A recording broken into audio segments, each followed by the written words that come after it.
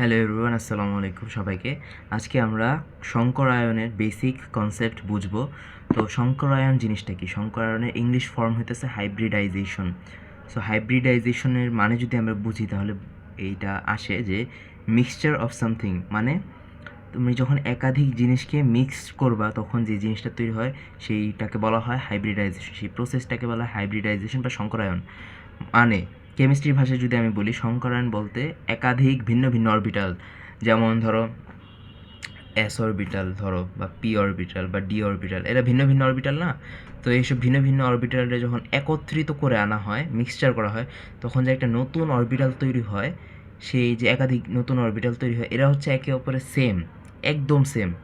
ধরো এস আর তিনটা P orbital, P X P Y P Z, তাই তো, আর এস, এই তিনটা পি অরবিটাল আর এস, এই টোটাল মিলে যে অরবিটাল তৈরি করতেছে, এইটা হইতাছে এমন এক অরবিটাল যেটার আরও যে তিনটা হয়, sp3 sp3 sp3, এইভাবে এই যে চারটা অরবিটাল তৈরি করলো, একটা এস আর তিনটা পি, মানে টোটাল চারটা অরবিটাল মিলায় একত্রে যে চারটা অরবিটাল তৈরি করলো, এর প্রত্যেকে হচ্ছে sp3 অরবিটাল, এবং প্রত্যেকে কিন্তু আকার, আকৃতি, শক্তি সব দিক দিয়ে সেম, মানে একে অপরের যমজ, ঠিক আছে? সো এটা এই যে প্রসেসটা, এটা কি বলে সংকরায়ন। এটা কেন করা হয়? কারণ যদি দেখো যে কার্বনের ক্ষেত্রে যদি দেখো, কার্বনের এটা হইতেছে ইলেকট্রন বিন্যাস, মানে একদম শেষ শক্তি স্তরে যেটা, এটা যদি উত্তেজিত অবস্থা দেখো তাহলে হচ্ছে এখানে 1 2 3 4 চারটা অরবিটাল কিন্তু বন্ধন করতে পারবে, কারণ প্রত্যেকে হচ্ছে একটা করে ইলেকট্রন আছে। এই কারণে এখন দেখো এখানে একটা এস হচ্ছে তিনটা পি, অর্থাৎ এসও আছে পিও আছে। এখন যদি কোনো হাইড্রোজেন যদি আসে, হাইড্রোজেন, তাহলে এদিকে যদি এস অরবিটাল থেকে কার্বনের, এদিকে যদি পি অরবিটাল থেকে, তাহলে হাইড্রোজেন এসে কী করবে? ধরো CH4, ঠিক আছে? তাহলে এই ক্ষেত্রে কী হবে? যদি এটা কিন্তু CH4 এইভাবে হয় না, জাস্ট কল্পনা করো, যদি এই যে হাইড্রোজেন একটা এস অরবিটাল কার্বনের এস অরবিটালের সাথে বন্ধন তৈরি করলো, ঠিক আছে? বাকি কি তিনটা পি অরবিটাল না? এখন তিনটা পি অরবিটালের সাথে হাইড্রোজেনে এস অরবিটাল বন্ধন করবে, তাহলে এই ক্ষেত্রে কি হলো? তিনটা sp বন্ধন করলো আর এদিকে খালি ss বন্ধন করলো। তাহলে দেখবা এই জিনিসটা কিন্তু একই কার্বনের চারটা হাইড্রোজেনের সাথে বন্ধন করছে, কিন্তু চারটা ভিন্ন ভিন্ন ধরনের, কারণ এটা px py pz এগুলো কিন্তু আলাদা আলাদা, আবার হচ্ছে s। তাহলে কিন্তু একই কার্বনে, একই অণুর মধ্যে আলাদা আলাদা বন্ধন, আলাদা আলাদা শক্তি, আলাদা আলাদা আকৃতি, আলাদা আলাদা বন্ধন কোণ। আর এটা কিন্তু এক্সিস্ট করে না, এটা অসম্ভব। কারণ এটা হইলে আমাদের যৌগগুলা একটা নির্দিষ্ট আকৃতি থাকতো না। যেমন CH4 এর আকৃতি কি এরকম না? এই যে এই আকৃতিটা আমরা কখনো পাইতামই না যদি সংকরায়ন না এক্সিস্ট করতো। কারণ সংকরায়নের ফলে এই যে বন্ডগুলো, এগুলো একই শক্তির হয়ে গেছে, যার ফলে এরা সুন্দর একটা স্থিতিশীল পর্যায়ে আসছে, একটা নির্দিষ্ট আকৃতির আসছে, যার ফলে আমরা আকৃতি খুব সহজে আমরা দেখতে পারি।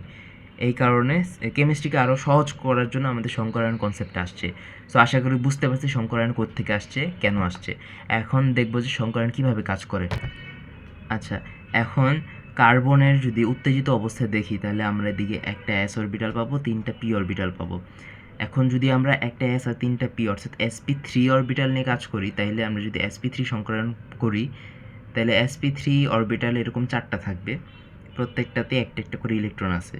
এখন প্রত্যেকটা sp3-র সাথে যদি হাইড্রোজেন আসে, হাইড্রোজেনের একটা ইলেকট্রন আছে s অরবিটালে, সুতরাং s এর সাথে sp3 এভাবে করে চার জায়গায় হবে, এবং যার ফলে সুন্দর একটা আকৃতি পেয়ে যাব CH4 এর, মিথেন। আর এর কিন্তু প্রত্যেকটা বন্ডের সাথে প্রত্যেকটা বন্ডের অ্যাঙ্গেল কিন্তু 90 ডিগ্রি, এটা কিন্তু সব জায়গায় সেম থাকতেছে এই sp3-র কারণে। আর sp3 আসছে কই থেকে? এই যে কার্বনের যদি ইলেকট্রন বিন্যাস করো, তাহলে দেখবা যে এর উচ্চতর শক্তি স্তর যদি করো, তাহলে হচ্ছে sp3 এইভাবে করে আর কি দেখবা কোন জায়গায় হচ্ছে ইলেকট্রন একটা আছে, দুইটা না, একটা আছে, মানে যেখানে বন্ড তৈরি করা সম্ভব।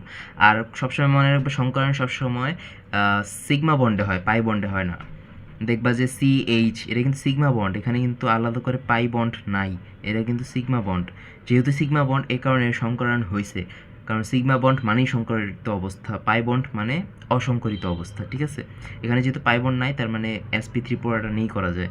কিন্তু যখন তুমি যদি sp3 না নিয়ে অন্য কিছু নিবা, তখন কিন্তু বাকি একটা অরবিটাল থেকে যায়, তাহলে ওই অরবিটালটা কি থাকবে? পাই অরবিটাল আকারে থাকবে, আর ওইটা হইতাছে এইভাবে ফাংশন করবে। তো আমি আরেকটা অক্সিজেনের ইলেকট্রন বিন্যাস করে অক্সিজেনের ডায়াগ্রাম এঁকে দেখাইতেছি।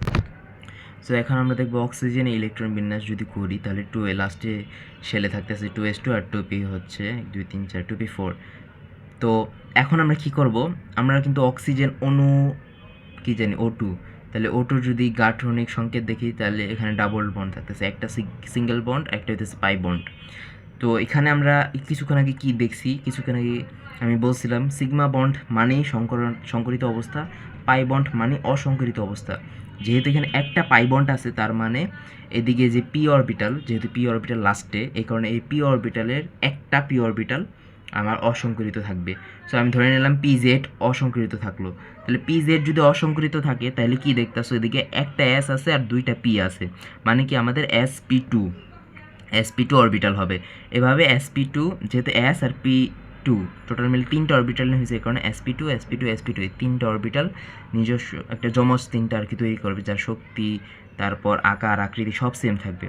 কেন সেম থাকবে ওই যে আমি বলছিলাম, কারণ এরা বন্ড ক্রিয়েট করবে। যদি ভিন্ন ভিন্ন থাকে তাহলে আকার সেম হবে না, এই কারণে এরা সেম আছে, তার মানে এদের মধ্যে বন্ধন তৈরি করা সম্ভব, ঠিক আছে। আর এদের বন্ধনগুলাই আর কি একদম মানে সিঙ্গেল বন্ড আকারে থাকবে। আর বাকি যে PZ আছে এটাও বন্ধন করা সম্ভব, বাট এটা কিন্তু সিঙ্গেল বন্ড আকারে থাকবে না, এটা হয়ে যাবে পাই বন্ড। সো যেমন এটা যে ডায়াগ্রাম একে পাইতেছি যে অক্সিজেন এটা একটা sp3 অরবিটাল, এটা একটা sp3 অরবিটাল, এটা একটা sp3 অরবিটাল। সেমভাবে অক্সিজেনের এটা একটা sp3 অরবিটাল, এটা একটা sp3 অরবিটাল, এটা একটা sp3 অরবিটাল। এখন কি হয়েছে আমার, আর এটা কিন্তু PZ, এটা কিন্তু অসংকরিত, এটা আর সংকরিত হয় নাই, তো এই কারণে এটা এভাবেই থাকতেছে। তো sp3 এর একটাতে হচ্ছে একটা ইলেকট্রন আছে, যেহেতু আমাদের কি বলছে আমাদের লাস্ট শেলে ইলেকট্রন কয়টা অক্সিজেনের 6টা, সুতরাং 1 2 3 4, এটা হচ্ছে sp3 তে ডাবল ডাবল করে আছে sp, যেমন আমরা এদিকে দেখতে পাইছিলাম যে এই যে এই যে এদিকে দুইটা ছিল এদিকে দুইটা, এই কারণে sp3তেও দুইটা যেহেতু এটা হলো S আর P আর sp নাই, কারণ এরা sp2 আকার হয়ে গেছে, এই কারণে কিন্তু ইলেকট্রনগুলো একই আছে, এই কারণে ইলেকট্রনগুলো ডাবল ডাবল করে এই দুই জায়গায় থাকবে। এগুলো কিন্তু মুক্তজোড় ইলেকট্রন, এগুলো কোনো বন্ধনে অংশগ্রহণ করতেছে না অক্সিজেন অণুতে, এই কারণে। আর বাকি যে PZ একটা ইলেকট্রন আছে, সেম এখানেও PZ একটা ইলেকট্রন আছে, এই একটা একে অপরের সাথে বন্ধন করে পাই বন্ধনী, পুরোটা মিলে হচ্ছে পাই বন্ধন, এই পাই বন্ধন গঠন করে। আর যে sp, এই যে এদিকে যে এদিকে যে P ছিল যেটা সংকরিত হয়ে sp2 হয়েছে, সেখানে একটা ইলেকট্রন ছিল, এখানেও একটা ইলেকট্রন মিলে আর কি বন্ধন তৈরি করছে, এটা হচ্ছে সিগমা বন্ড। তো এভাবেই দেখতেছি আমরা, যখন আমরা sp মানে এখানে শুধু ইলেকট্রন খালি আছে এটা ম্যাটার করে না, কারণ এই যে আমরা দেখছি যে এখানে ইলেকট্রন কিন্তু ভর্তি ছিল, বাট তারপর এটা সংকরিত হইছে। এখন সংকরিত হইছে তার মানে এই না যে বন্ধনও হইতে হবে, এটা যেমন মুক্তজোড় আকারে আসিল, এইটা যেমন একটা ছিল এই কারণে এটা বন্ধন তৈরি করতে পারছে, সেরকমই যেটাতে একটা একটা করে থাকবে সেটাই বন্ধন তৈরি করবে। কিন্তু যেটা আমরা সংকরণে নিব সেটা হচ্ছে সিঙ্গেল বন্ড থাকবে, যেটা আমরা সংকরণে নিব না, যেটা সংকরিত হবে না, সেটা পাই বন্ড আকারে থাকবে। যেমন এই দুইটা করে যেখানে ইলেকট্রন আছে সেটা তো কোনোভাবেই গঠন করা সম্ভব নয়, কারণ এটা মুক্তজোড় আকারে থাকতেছে। কিন্তু যে দুইটাতে একটা একটা করে আছে সেই দুইটা কিন্তু একটা আমরা সংকরণে নিছি, এই কারণে এটা সিঙ্গেল বন্ড সিগমা বন্ড হয়েছে, একটা সংকরণে নেই না, এই কারণে এটা পাই বন্ড হয়েছে। এইভাবে হইতেছে সংকরায়ন কাজ করে।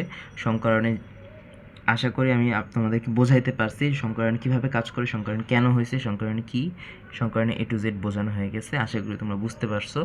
ভবিষ্যতে এরকম আরও কন্টেন্ট যদি চাও তাহলে কমেন্ট বক্সে লিখতে পারো, তোমাদের কমেন্ট দেখে আমি ভবিষ্যতে সেই রকম কন্টেন্ট প্রডিউস করব। সো আজকের জন্য এতটুকু, ধন্যবাদ সবাইকে।